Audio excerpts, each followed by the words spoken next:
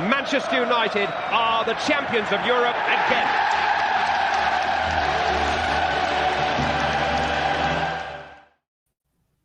Hello and welcome back to the One United podcast. I'm joined as ever by Henry. Henry, how you doing? Yeah, pretty good. You? Yeah, can't complain after the weekend we've just had, and we're delighted to be joined again by Henry, or at United Henry as you'd probably know him. So Henry, how you doing? Not too bad, thanks mate. Thanks for having me. How are you? I'm good. It's good to have you on. So obviously it's a pretty momentous occasion. We don't want to sound too much like a small club here, but we have beat City, so it is reason to celebrate. It's not a result I don't think many of us were expecting. So I'll come to you first, Hannahs. What's your initial reaction to the game? Not surprised whatsoever at all. And I know everyone's really shocked that we've beaten City, but we were more likely to win this game than beat Palace. So I'm not surprised. We could have lost 5-0, but we could have also done what we did and won 2-0. So you never know what you're going to get with United week in, week out. You know, it was a really good performance. I mean, everyone's obviously going to say that we rely on penalties, but, you know, I don't know why Jesus was tackling someone in his own box. It just didn't make any sense to me. So that's on him. That's not on anyone else. Delighted with the result. I can't complain. Good performance. Rashford tracking back. What's going on? And, just a bit of passion, a bit of desire. I just hope we're not garbage against Milan. So, I can't complain at all. Yeah, fair enough. Well, you know, I'll come to you, Henry. So we have a sort of tendency to draw games, the big games, 0-0. Obviously, defensively solid, but the attacking things not really there. So do you think this game was sort of a one-off in that sense, or do you think Ollie is starting to find his rhythm in terms of staying defensively solid, but also managing to get goals at the other end? Because it's not like we didn't have other chances as well. It could have maybe been 3 or 4-0 by the end of the game. No, absolutely. And I think it's tough to say whether it's a one-off or not, because I think, you know, we have seen this before with Ollie. I think this was, you know, this sort of performance was what sort of, justified him, you know, getting the job in the first place, really, wasn't it? It was these big game performances I think everyone looked to and saw as being, you know, what was sort of his knack as a manager. Obviously, that's shifted a little bit this season. I think that that underdog mentality went a little bit as we sort of improved against the smaller sides, and then, you know, the bigger sides are a bit more, you know, apt to just sit back and sort of soak us up a bit, whereas they were opening up before and letting us counter them.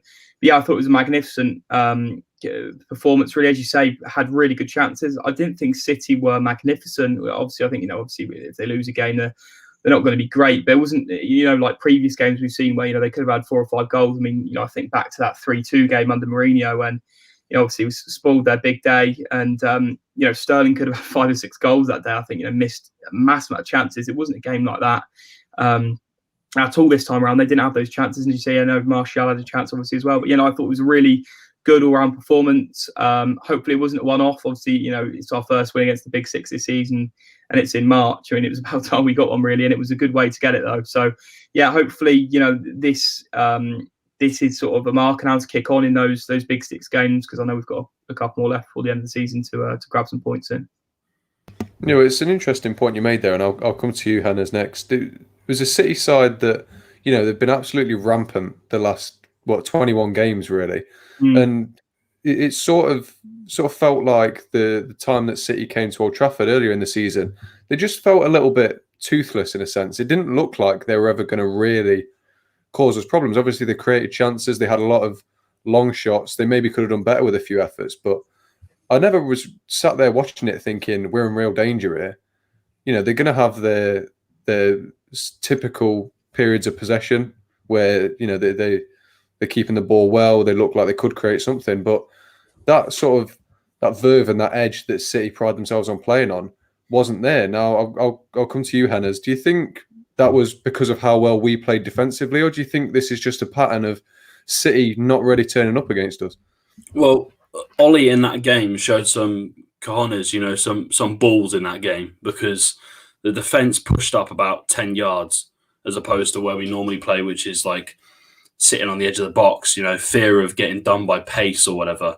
So we showed some bollocks to push the team up, and when that started to happen in the first 10 minutes, and Fred and McTominay and Fernandes were robbing them of the ball in their own half, I think it was almost shell shock from them. It was like, hold on a second.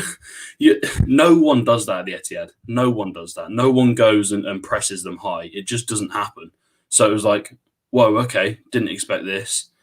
Caught them out in the first 10 minutes, get the goal, and then keep pressing, and it worked. But then my fear was towards the last 15 minutes of that first half, we dropped off and we sat back and we allowed them to have space and knock the ball in behind. And yeah, when you start doing that against teams like City, there's a concern that you're going to get punished. And I thought we wouldn't have in the last 15 minutes of the first half. But yeah, I mean, if you're gonna beat these sides, you've got to find a different way of playing. You can't just go 0-0 and then pray that you're going to get one or two chances. You can't do that against these top sides because, you know, we saw in the Arsenal game at home, they got a penalty at the end of the game and then it's gone from a point to nothing. And you're thinking, oh, here we go again. So, yeah, he had to show something different in that game. And there was nothing to lose.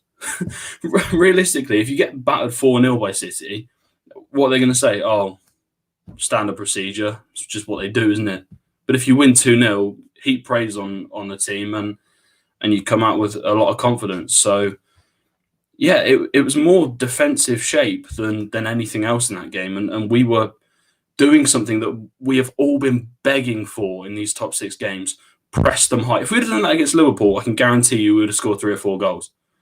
Because they're a mess at the moment, and we could have just gone for them. I know it was early on in there, you know, they'd either lost one or hadn't lost at all at Anfield, so it was kind of take the point. But we look back at that now and think we could have gone, you know, betting for blood and gone for 4 or 5 in that game and battered them. So he finally took the gamble and it's paid off. So hopefully it will continue. Yeah, definitely. I can't help but agree with you there. I'll come to you next, Henry. I'll sort of echo what Henderson was saying in that, you know, obviously the whole team was pressing as a unit. But one thing we mentioned earlier was Rashford's tracking back. That was very good to see. And obviously Dan James always plays an integral part in these, you know, in this pressing system. So first of all, I'll ask you, you know, how important do you think those wingers were? And then I did have a second question lined up and it's completely left my head. I'll leave it with that for the minute. If I think about it, I'll ask you afterwards. So how important are Rashford and James, especially when they played like they did yesterday, to this pressing system?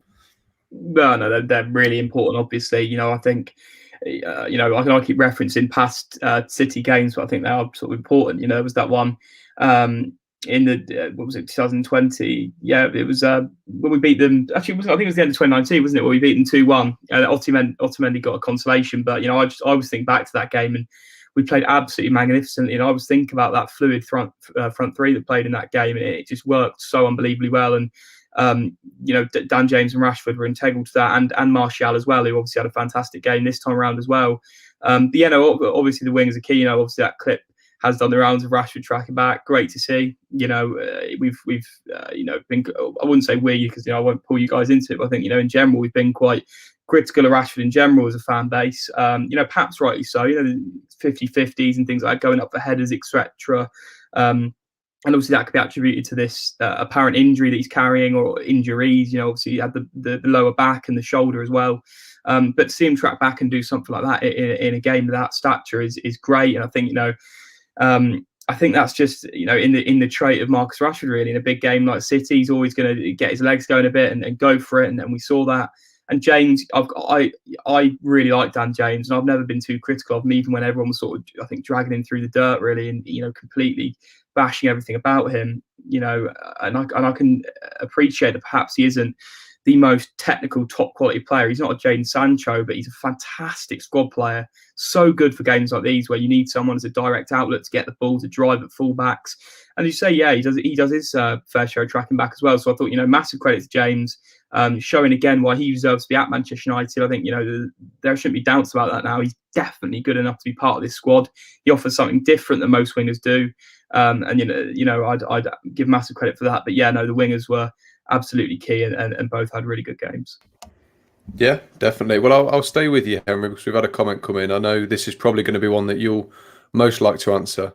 It's says, I'm a big fan of Cavani, but I don't think we should renew his contract because he gets injured so much and he's hardly available. Now, obviously, you're probably the leader of the Cavani fan club at the minute, especially on Twitter. So I'll open the floor to you. What do you think to this? I take the point completely. He obviously this season, the injury problems have been there, but I think that's part and parcel of getting an older player in the squad. And I think what he offers outweighs that balance, that injury problem for me. I think when he does play, I think it's clear that he's our best number 9. People will point to this Martial City performance, perhaps otherwise, but I think in general this season I've much preferred the way Cavani plays. Obviously everyone talks about the movement, but it is true. The movement is excellent and creates chances for himself out of that. And obviously, a lot of people have spoke about his impact on the younger players, which is also true. How he's going to influence the likes of Mason Greenwood. I think you see that on the pitch. Them two communicating on the pitch. And also, obviously Rashford and Martial are still relatively young as well and can learn off him too. So personally, I would keep him around for another season. I don't see why we shouldn't trigger that extension for me.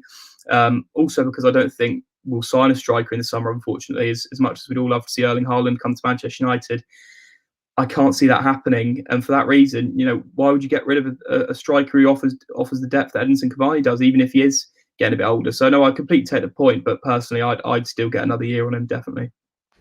Yeah, fair enough. Henners, just quickly, what are your thoughts on it? Yeah, it's a dilemma that I guess was going to come up at some stage in terms of he's getting older and his contract is obviously. The plan was to have him for a year and see how he gets on, and if he's injured for a lot of it, then can it, and you can go back to Boca Juniors, which is obviously where he wants to go. He wants to go back to his homeland, and I completely respect that. But if we can keep hold of him and he's fit and good to go, then yeah, because people keep drumming up these ideas that we're going to go and buy Haaland, Sancho, and Declan Rice. Give your head a wobble, lads. It's not going to happen. We can't afford that. Afford to pay that amount of money. So, the only reason they get rid of him would be because of the wage bill. They want to get the wage bill down, and then we'll go and buy Josh King on deadline day. You watch, it will happen. So I'd much rather have Cavani over an average journeyman striker who's just not going to do anything. So, yeah, again, it's one of those where. I'd like to keep him. I mean, that Martial performance was phenomenal. It really was. It just goes to show that if Ole Gunnar Solskjaer just points at him and goes, "Oh, you knobhead, you're playing now. You're going to play well now, or else you're gone." Because that's how the conversation would have gone. Probably not exactly in those words, but it's you play well now, or we'll get rid of you. Because Monaco or whoever will come in for him 50 million, done deal. So he had a choice to sulk or to get on with it and put in a performance, and he did the latter. So yeah, hopefully we've got two strikers that are competing that are able to do that week in, week out, and then it's a win-win. We can keep going on next season. Yeah, definitely. Hope that sort of covered what you're trying to say, Anis. Thanks for your comment, but I'll come back to you, Henners. Obviously, we were just finishing up on this such an impressive pressing system that we deployed yesterday. Now we are, having a bit of an injury crisis in midfield, and whether that's down to the amount of games we're playing or just on bad luck. But regardless, do you think this sort of intense pressing is a sustainable system for us to deploy over the rest of the season, given that we're already struggling with injuries and the workload, etc.? Well, I don't think you have to do sustainable pressure against the lower sides. I don't think that's necessary. You got to keep the ball, and you got to pick your places to get the ball in behind these sides. And we need to start taking shots from the edge of the box. we need to start having digs from the edge of the box, because we don't do that. We kind of wait until we can walk it into the net, and that, John, is completely true. Because we've got Pogba, Van der Beek, Cavani. Rashford's now looking like he's a little bit injured as well, but those don't count because only Van Dijk matters. So that's all I can say on him. But yeah, it's not sustainable against the lower sides because you don't need to do it. Just keep the ball, and if we're relying on counter attacks against the lower sides, we're in trouble. So but against the top sides, maybe maybe if we can get players back, if Pogba's back fit, if Van der Beek's back fit, and you can rotate. Europa League, I know people want a trophy, but I would rather get top 4. I'd just bin the Europa League off if it means that we're going to get players injured. Rashford should not even be considered. If he's on the bench, I'm going to be furious because he shouldn't be considered for that game. Play the youngsters in the Europa League. It's not as important as getting top 4. It's really not, because top 4 goes, forget your transfer plans. They're out the window. If you think the Glazers are going to spend money without top 4, I mean, they can't afford to barely with it. So, yeah. I mean, there's priorities this season, and the Premier League is the main one. Fair enough. Well, we'll move on then. Obviously, another big talking point that the game threw up was the performance of Dean Henderson. Obviously, he wasn't as active as we'd probably imagined him to be, but he did have a big part to play in Luke Shaw's goal, and he just generally looked reliable and sturdy. Now, Henry, I feel I'm right in believing you're a big fan of De Gea, so I'll come to you first. Where does this sort of little spell that Dean Henderson's about to have, where does that sort of rank in terms of the debate as to who should be starting number 1 for you? Oh, it's honestly, I don't like talking about this anymore because it's so hard.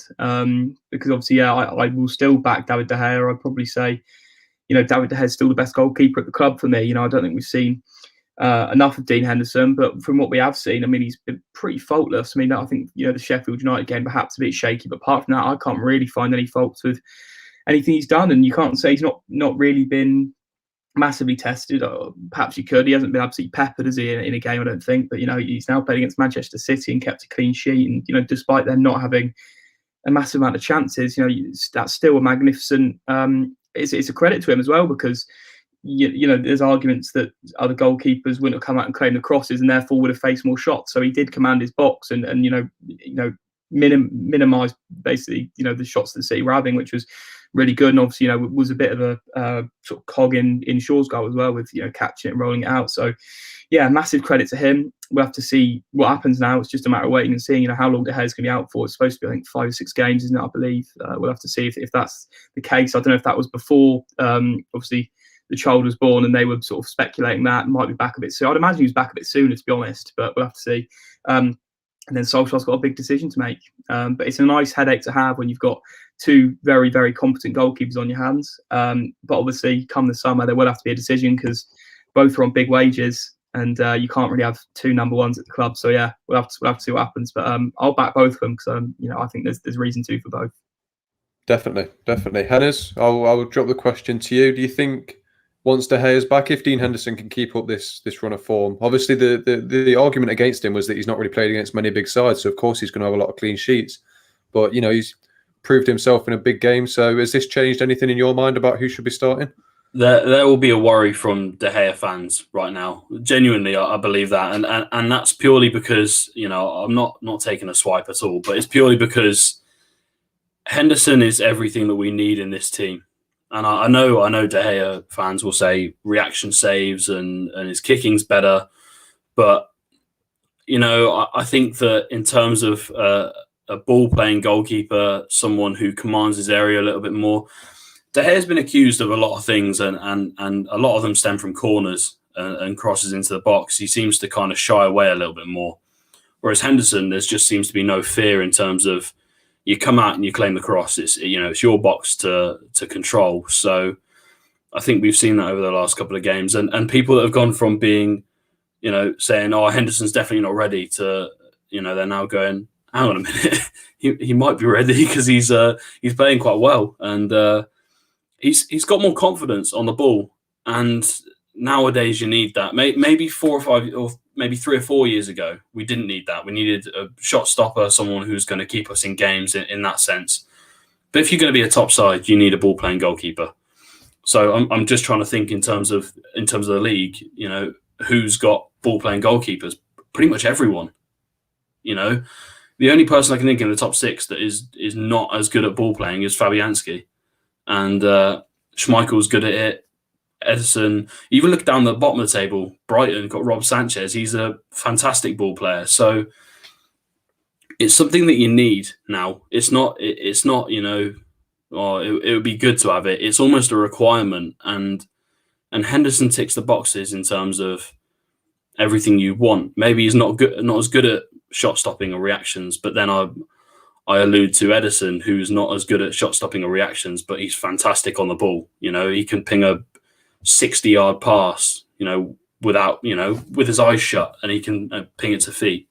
Whereas Henderson, with that throw, that's exactly what you need if you're going to counter attack on big sides. So, yeah, I mean, I'm leaning towards Henderson because younger, on less money as well. Hopefully, I know the Glazers want to save money, whatever, but if you can free up a bit of the wage bill and spend that on right winger or striker, or if you can free up a bit of the wage bill and use that for another position, then yeah, De Gea's getting a bit old now. He is a club legend, and I'm not going to deny that, but there's only so much you can live off. I hear them say, all United fans say, "Oh, but De Gea's, he's been fantastic for 8 or 9 years or whatever."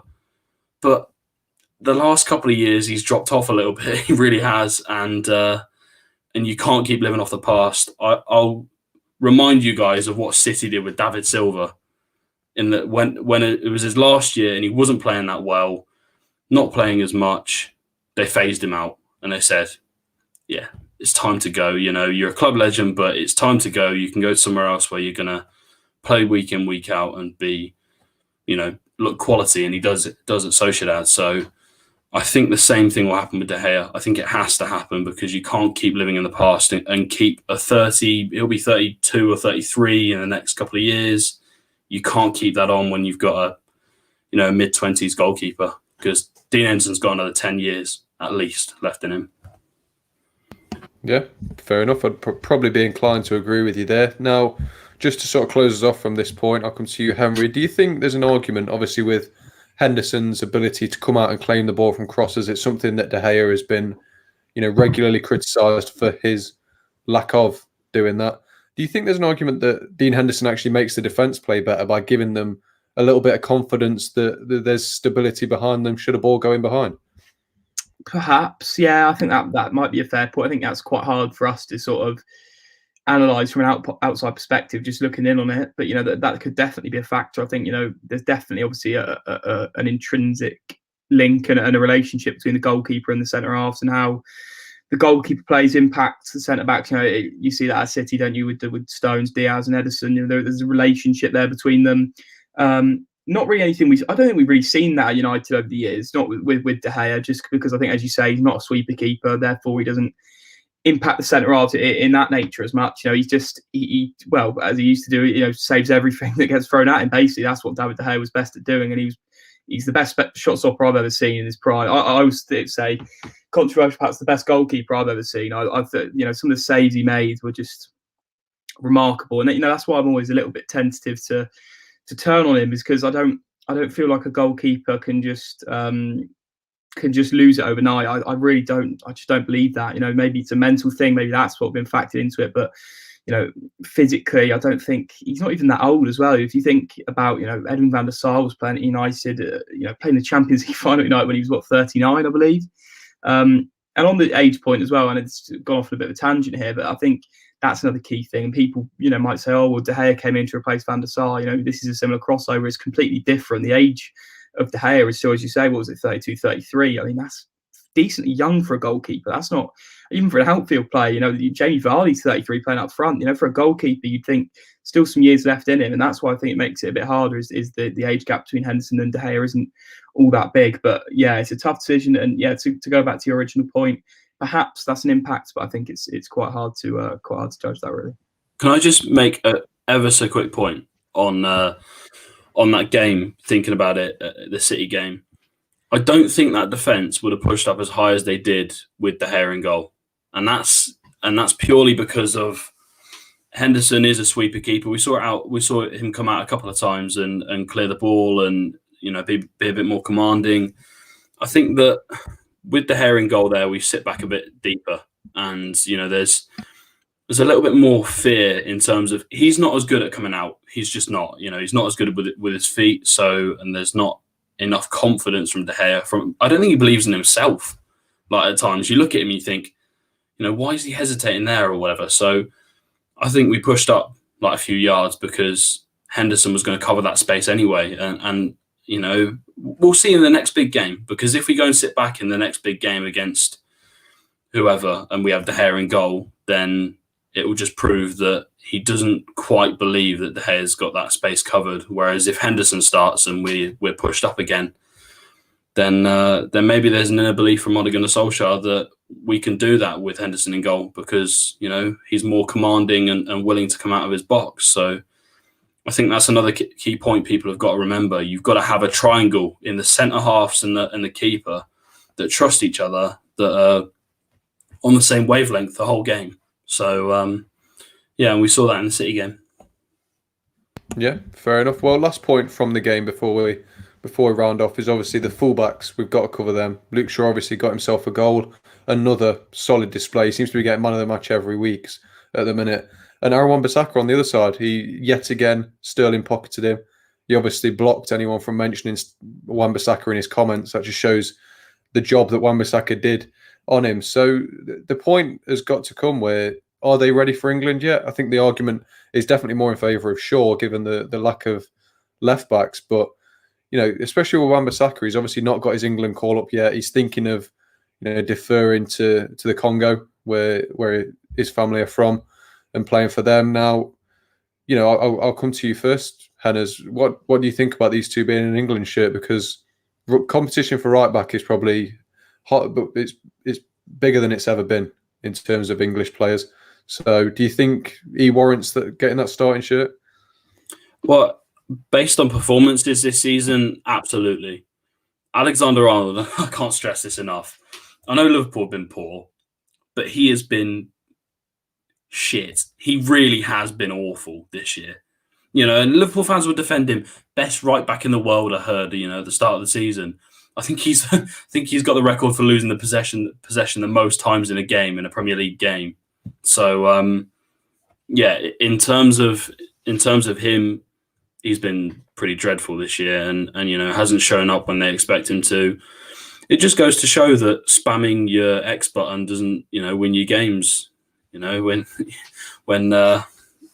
you're in that situation. So, you know, I think Wan-Bissaka deserves and warrants a call up to the squad 100%. You know, it's between him and Reece James, I'd say, at the moment, because Reece James is now starting more.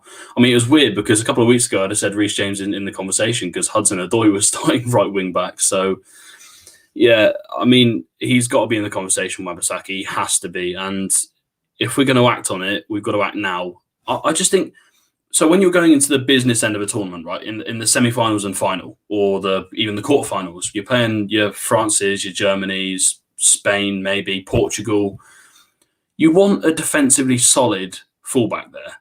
You do, because you're going to come up against, you know, I don't know, Mbappe or someone like that. You've got to have a defensively solid fullback. And we were playing 5 at the back in the last tournament, maybe because we're too attacking in the fullback positions. You know, I wouldn't even really trust, you know, Alexander-Arnold against Mbappe or someone like that. I just wouldn't. I'd see the team sheet and I'd pretty much shit myself because I'd be like, what's going to happen here? Because he's going to get torn apart, you know, taken apart, you know, turned inside out. So, whereas Wan-Bissaka has proven on a regular basis against the top sides that he can pocket the better players. So, yeah, I mean, it's between James and Wan-Bissaka in terms of defensive, but I mean, it's a tough call. It really is. James, what's your take on it? Because I want to know this. Well, I mean, we'll bring the question up because it's a very good question. Is Wan-Bissaka better than James? And I think it's incredibly hard to call because I think Reece James doesn't get enough credit for what an incredible footballer he actually is. Yes, he might not be as strong as Wan-Bissaka defensively, but his contribution to every Chelsea attack just can't be undermined. You know, obviously, I live with a Chelsea fan. I watch almost all of their games. You notice when he's not there. You know, Hudson-Odoi is brilliant, but he doesn't offer what James does in a wing-back position anyway. You know, I'm one of Hudson-Odoi's biggest fans, but you do notice when Reece James isn't there. So I think that's a difficult conversation to be had. But I also think unless we're playing a 5 at the back, I'm I'm not seeing many shouts for Kyle Walker to be in the side, which I find a bit baffling.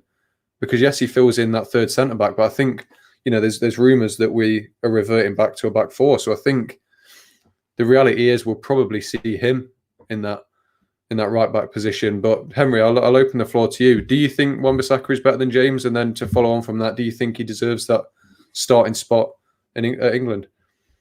I'd say he is better than Reece James. Maybe that's controversial, but I think Wan-Bissaka's had a lot more Premier League experience. I think that's pretty fair to say for a start. I think Wan-Bissaka got a lot of unnecessary stick really this season. I know because perhaps at United in the sort of usual philosophy, we're used to these bombing fullbacks getting up and down and creating chances, etc. But that's not what Wan-Bissaka is. And if he's got a proper competent right winger in front of him who's performing well, then I think you see what he does best, and that is defend absolutely magnificently 1v1, and we saw it against City perfectly, as we do every time. Sterling is, he's completely got the number of Raheem Sterling. I mean, Sterling never used to really turn up against United anyway, but since Wan-Bissaka's been here, he doesn't really get a sniff, to be fair. And Wan-Bissaka's done excellently in that sense. And obviously, that's part of to the credit of Dan James playing well in front of him as well, because we don't, rely on Wan-Bissaka as much to do much going forward, which isn't what he is. When it comes to England, I whether about starting, I'm not sure, because obviously, as you say, the competition is massive. I don't know what Trippier's situation is as well. Obviously, I think he'll still be in the back of Southgate's head. I don't know if he's banned. I don't know if he's banned for the Euros. I think, as far as I know, he'd be. No, he'll be back. He's just suspended at the moment for I think it's 10 weeks or something. So yeah, okay. So I think Trippier, even it might be a bit far down the pecking order, but I still think he'll be fresh in Southgate's head. Obviously Kyle Walker, Trent's still got to be up there for me. I'd probably still start Trent at the Euros personally, but I'd definitely take Wan-Bissaka. He offers something completely different than all those right backs I've just mentioned. He's a specialist at defending. That's what he does. Whether we play a 4 or a 5, yet to be seen. Looks like, as James said, probably a 4, bit of a change from the 5 that Southgate used to love. But even if you do bring Wan-Bissaka, you've got a bit of versatility there. In my opinion, probably could play as that third centre half like Kyle Walker did for England. There's a debate over that. I see Henderson, perhaps shaking his head, but I still think, with a bit of cover, put him alongside, I don't know, Maguire in the centre, for example, Stones left centre half, and Wan-Bissaka right centre half with Trent in front of him. I think he's more than capable of doing that job, but we'll have to see what he does. I definitely take him, and just go back to your earlier point to the question to Henderson about Luke Shaw. Luke Shaw's got to go, and he's got to start the Euros for me. So I think that's unanimous. Chilwell not been playing as much as he obviously. I think Tuchel I think's got a bit of an affection for Marcos Alonso, and therefore Chilwell hasn't been getting as much game time. And for me, unanimously, Luke Shaw's got to start, and I would take Wan-Bissaka as well. Yeah, definitely. I think the left side sort of fits in with this next question. There's if Southgate persists with a back 3/5 in tournaments, is that an disadvantage to Wan-Bissaka? Now, we'll cover that in a second, but I think if he does, your main choices on the left have got to be Luke Shaw, Chilwell and Saka, haven't they? Especially in a 5 where Saka doesn't have to do as much defending. So I think of those 3, Luke Shaw probably warrants it, especially in what is technically a defensive position. I think he probably warrants it over Saka, but what do you think to that, Hennes, about whether it's a disadvantage for Wan-Bissaka being in a back 5? Because obviously there is a dependence on him to go forward and contribute to the attacks with that much defensive cover behind him. So would you say that that system would put the ball in Reece James's court? Well, for starters, I don't think Saka goes to the Euros. I just don't. We've got too many attacking options. Do I realistically think he's going to be picked over the old guard with the way that Southgate picks his squads? No, I don't see him being picked. Chilwell and Shaw should be. If Shaw is not included in that squad, Southgate needs to be cancelled straight up. Seriously, just terminate his contract. Just say sorry. The guy's just gone senile, so we've just got to let him go. In terms of the 3 or the 5 at the back, as you could call it, either one, with Wan-Bissaka, I know Henry mentioned about how he could play in one of those centre-half roles. He reminded me of Kyle Walker. Kyle Walker positionally in that back 3, it's just it's like a lost dog. It just doesn't, it's like he's, so when you throw a stick and he doesn't know where it's gone, it's like, whoa, where am I? It's kind of like, oh my God, what's going on? So positionally, Wan-Bissaka playing in a 3 would really worry me. You know, he's good enough in that back 4 with cover, and he's great defensively, obviously, but in a back 3, no, it's a completely different position. And we found that with Kyle Walker. He's quick, so he can recover, but it's a completely different story if you're up against the top sides. And we faltered in the big game, so he's got to get it completely right. Yeah, Shaw has to go, though. He has to go to the Euros. He's been the best left back, in my opinion, the best left back in the league this year. You know, it's I know I might be a bit biased, but I don't know who else you going to say? Who else are you going to put in that conversation? It depends if you class Cancelo as a left back, doesn't it? Yeah, but he's been playing over Walker. He's been playing over Kyle Walker. Yeah. So we're talking about Walker should go or this or that. He's not even playing at the moment. You know, he's not getting in the team because Guardiola prefers Cancelo because he's better on the ball. He's more composed on the ball. And Zinchenko is the same as well, more composed on the ball, used to be a centre mid. So, you know, kind of convert these players. So Kyle Walker, he's got a problem in the sense that he's not being played anymore, especially in the big games. He's not being played. So, you know, you can't be a rotation player and expect to be in the squad and be the starting, you know, player in your position. It's the same with Chillwell. You know, I don't know what Marcus Alonso's got, whether he's got dirt on Tuchel or whatever, but, you know, he seems to be playing pretty much every game. So, yeah, the rotation thing doesn't help, whereas Wan-Bissaka and Shaw are playing week in, week out without failure. You know, I look at the team sheet and every week, even when it's Europa League, I'll see those two playing. I'm like, what? You know, are you going to give him a rest? No, he just doesn't want to because he trusts them. He trusts them with his life. You know, if Ole Gunnar Solskjaer was falling off a cliff, Wan-Bissaka would slide tackle whatever it is in front of him and save him. So, you know, it's exactly that. He trusts him and trusts them both. So they've both got to go to the Euros, and it would be a shame if they didn't. But yeah, you've got to have a 4 to accommodate for all your strikers and whatever. So that's my take on that one. Yeah. Fair enough. Well, I'll read this last comment out before we finish. To be fair to Chilwell, yes, Shaw is better, but Chilwell plays in the big games when defensive wing-backs are needed. I think, yeah, fair enough. I think, you know, Shaw and Chilwell are both very competent defenders, aren't they? We're seeing that with Shaw as well. His positional sense, more than anything, is incredible. He might not have blistering pace to recover, but he doesn't need it because he's always in the right position. He's very rarely been taken on. We saw he got Mahrez embarrassed him once in the City game, and other than that, Luke Shaw had him in his pocket. But I'll open the floor if anyone else has any other comments about the game or the upcoming Euros or anything. Then you know, go ahead. But I want to ask you guys a question because we talk about the defense. You can talk about that all day. You know, we got Maguire and Stones. I think they're pretty much nailed on now. It's got to the stage where they're playing so well you can't not include them in the starting lineup. I want to ask 2 separate questions to both of you. Who do we have in goal for starters?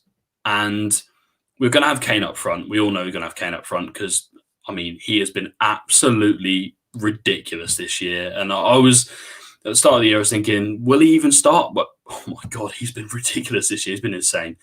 But who do you start behind him, the 3 behind him? Because we've got a real problem in the sense that we've now gone from having we don't know who to start to we've got so many options. You know, who do you leave out?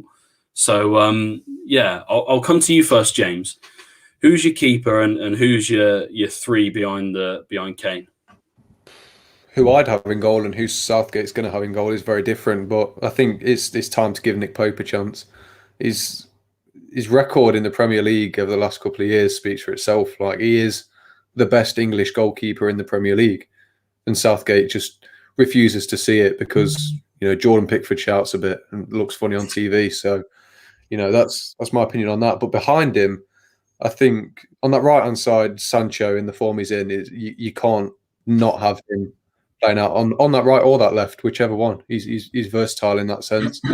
I think if Grealish can rediscover his form after he returns from injury, I think he should play. I think what he offers to the team is incredible. And then, you know, it depends. If they're all playing like in rolling positions in that 3, which they're very capable of doing, I think Mason Mount's actually a shout for that 3rd position. I think Rashford and Sterling this season haven't offered that consistent performance. I think Sterling in England's shirt generally doesn't offer consistent performances. I think we saw in the World Cup, he had a bit of a shocker. I think he's perfect for Pep's system, but Pep's system is unlike any other system in the world. So personally, if they can find a way to sort of, all rotate positions in the game and cause defence a havoc, I'd probably go Sancho, Mount and Grealish. Don't know what Henry has to say. Well, it's a really tough one, isn't it? Obviously, the depth we've got is pretty ridiculous in that sense. First of all, I'll go to the goalkeeper. What's this comment there? If Henderson does well in the many games, we'll probably get the nod. Pope would be my choice, but not yet. Well, that's exactly what I'd say as well, to be honest, with that one. I think, if you'd asked me a few weeks ago, I would have said Nick Pope personally. But, Pickford hasn't been terrible this season. I mean, obviously, I think Pickford is... He gave a penalty last night. Yeah, it's true. Yes, he did. Very true. But I think in general this season, he hasn't been making those massive errors. I think last season and the season before that, he's only got little arms, and it was doing the round. It seems to be every week, but he's not been as bad. Pope, I think, plays week in, week out. That's, people would say, Henderson deserves it.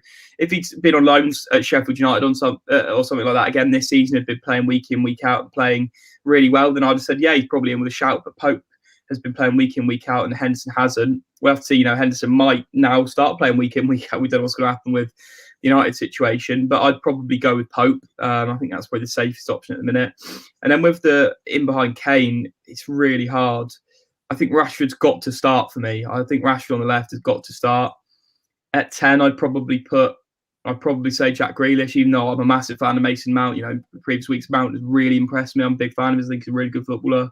But I think Grealish just got that bit more, I think, to his game. I don't know, that bit more sort of flamboyancy and flair. And then out on the right, it's got to be Sancho, I think, isn't it? I think it's got to be Sancho. Rashford, Grealish, Sancho, I'd probably say. Great quote, by the way. But yeah, no, I'd go with that. And obviously Phil Foden's in with a shout as well, isn't he? I don't know, he can play on the right, he can play at 10, he'll probably be with the squad. I hope he'd be with the squad with his versatility. But yeah, it's a hard one, but as I've said before, good headache to have. I'm gonna weigh in on this conversation with goalkeepers, and I've mentioned this before to James, and it's been batted off a little bit in terms of who we take. I know he's going to take Pickford. I don't want him to take Pickford because I just don't think he's a very good goalkeeper. I'd say if we can get him to kind of not switch nationalities, but if we can get him to stick to one, Rob Sanchez has got to be thrown in that conversation for me. Brighton goalkeeper who has been he's been a revelation for them this year. I know they can't score goals, but they don't concede that many, and he's a massive part of what they do at the back. He's really good with his feet, really commanding in the box, comes out for everything. He got caught out. He's been caught out once this year, making an error for a cross, and he's been phenomenal for the rest of the season. So I think he's got to be thrown into the conversation. Obviously, I'd have Henderson, as a starting goalkeeper. I just would because, now he's starting to put performances in. If he can keep that up to the end of the season, then he's got to be in the conversation. So, but yeah, Sanchez has got to be thrown in there for me. I think Pope's good, but Pope doesn't play the style of play that Southgate wants. That's my worry. He's not a technical goalkeeper. He's a very good shot stopper, and he's very good at claiming crosses and stuff like that. But when it comes to knocking out from the back, that's not what he does. He kind of knocks it long. So I think Southgate might look towards style of play rather than just purely, shot stopping and whatever. God, that three behind the striker. I'm going to go with a different three to you guys. I'll go with two of the same players. So obviously Sancho, you can't leave him out. He's just ridiculous. He just is. He's just insane. So you can't leave him out. I'll go with Foden in the 10. And my reason why is because when you're playing in the group stage of these games, you've got to be able to break teams down. It's not about, having shots from 25 yards or pace or sprinting at people. It's about breaking teams down that are going to be sat on the edge of their box. And who better to do that than a player that's been taught by Guardiola to, how to apply his trade. And then I'd go with Grealish on the left. because he's played that position. Ross Barkley's been playing 10 for Villa this year. He's played that position on the left. He's looked fantastic, and you can have a kind of a rotation between the three. So, it for me would be Sancho, Foden, and Grealish behind Kane. I think you can't look any further than those at the moment. Fair enough. Well, one more thing before we wrap it up then. John's asked another question saying, the two midfielders behind the three. I think this is another good debate. I think Rice is nailed on now, but it says Jordan Henderson is a worse English John Obi Mikel, which I think fair enough. John Obi Mikel was a pretty good player in his day. So who do you think partners Declan Rice? Because I think I'd still go with Henderson just because his impact on the field outweighs his lack of actual ability. His leadership on the pitch. We've seen with Liverpool when he's not in that midfield, they seem to crumble. But I'll hand it over to you first, Henners. What do you think? Who should partner Declan Rice? If you think Declan Rice should start, of course. Oh yeah, Rice has to start. He just does. He's improved his game so much this year. He's now kind of driving at teams as well as being able to hold the ball and do the defensive side of things. So him and Souček have been fantastic for West Ham, and he's been probably 70% of that in terms of his cover that he provides for the rest of the team. So yeah, he's got to start. Henderson, my God, he's a great leader. I'll give him that. He's a great leader. Technical ability, I mean. Yeah, technical ability is just not there. He's just not a very, very technical player. I heard people name him the next Gerrard when he came in.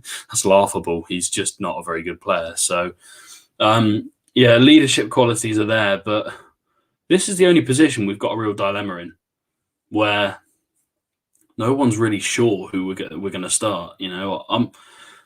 I really genuinely don't know who would go alongside Rice. Other than Henderson at the moment. And that's also provided he's fit, because at the moment, he's just had whether it's a hamstring injury or whatever, or groin, if that's persistent, he might not be fit for the Euros. So we've got to be, ready for that to happen. But I don't know, what options do we have? Who can you throw in there that's going to be good enough to sit alongside? We've got so many attacking players. I don't know who we can play in that holding role now. I've got a question for you now then. Do you think if McTominay had have chosen to represent England, do you think he'd be in with a shout of that position? 100%. I think I don't think he'd be in with a shout. I think he'd be in the starting team, genuinely. And that's because he's scoring goals now. And that's why. Because you've got to have one player who is box to box, and you've got to have one player who is more holding and willing to, do the dirty work in front of the defence. McTominay's shown that he can drive forward, Martial got that chance purely because McTominay was driving forward with the ball, against City. So I think, he chose Scotland. I think maybe in hindsight, he won't tell anyone this, but in hindsight, he'll be thinking, "Damn, I should have chose England," because he's in with he would have been in with a real shot of starting. So, I genuinely I don't know. I don't know who you can go for, because we haven't got an abundance of defensive midfielders. So, I mean, who would you guys throw into the conversation? I think Calvin Phillips. I'm not a massive fan of his, but some would argue that he'd maybe be in with a shout. I think, as you say, Phillips and Rice, I'd say quite a similar profile, aren't they, really? But then I think, the alternative to that would be maybe tweak it a bit, go with the 4-3-3 and play both of them sort of in holding roles, and then play with like a 10 basically as the third man, Ben, because we've got that depth there. You've got Mount to choose from, Grealish, Foden, whoever else. You can play that sort of role. That's just a suggestion for me. I don't know if that's what he would do, but if just go back to the initial question, if Henderson's fit, I'd definitely play him next to Rice, to be honest. But yeah, that's just an alternative maybe. What, so go with a 4-1-4-1 against the lower sides?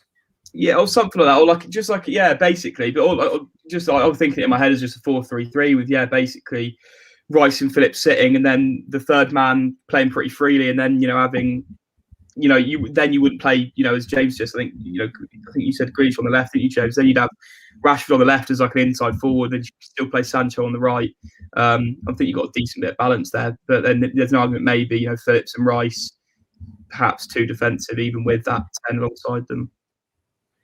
Yeah, I'd probably echo what Henry said. I think Jordan Henderson will start. I think while he's not the best player in the world, I think he is good enough. is in terms of what England are looking for as well, like his progressive pass numbers and everything. I know you like to call him the crab Henry, but his actual progressive pass numbers, especially last season for Liverpool, were up there with the best in the league. So I think that's, especially against these lower teams that we're going to come up against in the group stages and everything, I think that's sort of what you need. But Calvin Phillips would be a decent option. I think, linking defence to attack. Ridiculous shout, but Everton fans have been, really happy with his performances recently. Tom Davies has been absolutely ridiculous for some of their games. We've got an issue though, because we need more than 2 defensive midfielders. We have to have more than 2, because if one gets injured, you've had it. What are you going to do? Play Mount as a DM? It's not going to happen. So you need to have more than 2. So again, we go from having no keepers or no options for keepers, to having loads of keepers, loads of defenders, loads of attackers, and sod all midfielders. So I don't know what you can go for really, but I don't know. I was just saying, I think he will take Eric Dyer as well, and people have obviously been playing a lot of centre half, and people have got massive doubts around him. But I'd personally definitely take him. Just because of the utility of him and the versatility. He played centre half or in, as you say, in an emergency situation, sort of playing a defensive midfield role. So I'd put Dyer's name forward as well as potential, even though he's not the best player going. Yeah, I think it's all down to who consistently plays. I know Southgate's got his little tribe that will definitely be in that squad. His little bum buddies, his little friends he'll pick them all. So but again, we always go from having so many options in so many positions to having none in one specific position, which is really frustrating. What do you guys think? Do you reckon we can win this? Big predictions. Do you reckon we can win this? Where do you reckon we'll finish? James, I'll come to you. I think we've got an outside chance of making the final, but I don't think we'll win it. Southgate hasn't got a system in place. He changes too frequently, and I don't think based on the what's it even called, the Nations League, I don't even think the players are fully on board with it either. We were pretty abysmal. Yeah, we got a lucky win against Belgium where both our shots went in, but other than that, it was pretty dire. So I think maybe we could make a final, but I just think, you look at Portugal and the team that they're building at the minute, and France are always in with a shout. Germany, Spain, like all sleeping giants at the minute that are rebuilding and building a very good squad. So we've probably got talented enough players to win the competition, but I think with a manager like Southgate, as much as we all loved him in 2018, he's not as good as any of the other managers at the top level of international football. So I don't think we will win it. I think a final, maybe semi-final. I wouldn't be surprised, but yeah, might be a bit pessimistic. But what do you guys think? Henry, what are you going for? No, I think we're in with a shout. I don't know. I might be a bit of unwarranted optimism, but on paper, the quality's definitely there. As you say, the question is just if it'll gel properly, first of all, and secondly, Southgate's sort of tactical qualities, especially if we get to those latter stages in those big games. I think those are the only real worries, because I think on paper, as we said, it might be thin in a few places, but overall, we do look very handy. I think with the bookies, we're joint favourites with France, so that's quite an interesting one, to be honest. Got us ahead of Portugal as far as I understand it. Not sure about that one. I'm not sure about that one either, but I think we're definitely in with a shout. But as James said, Portugal's squad is phenomenal. Absolutely, obviously they've got the greatest player of all time playing, up front for them and can flip games on their head single-handedly. I think we're definitely in with a shout, but I don't know. There's still some doubts there, and I don't want to be too optimistic. Well, haven't if I'm correct in saying, haven't Portugal and France got like the group of death? Haven't they got like 3 ridiculously good teams in that group? Yeah, I think so. I can't remember exactly what it is, but I know Hungary's in there as well, but I don't know. I mean, they're going to get Jesus Christ. I mean, I think they could be an underdog shout for getting to the quarters or something. Hungary, because I like them as a team. I think they're a really good side, but I don't know who else is in that group. But one of them's going to have to go. So but yeah, I'm not sure about winning it. I'm really not because of tactical tactical knowledge from Gareth Southgate. If you're looking at all the top managers of Deschamps and Jogi Löw and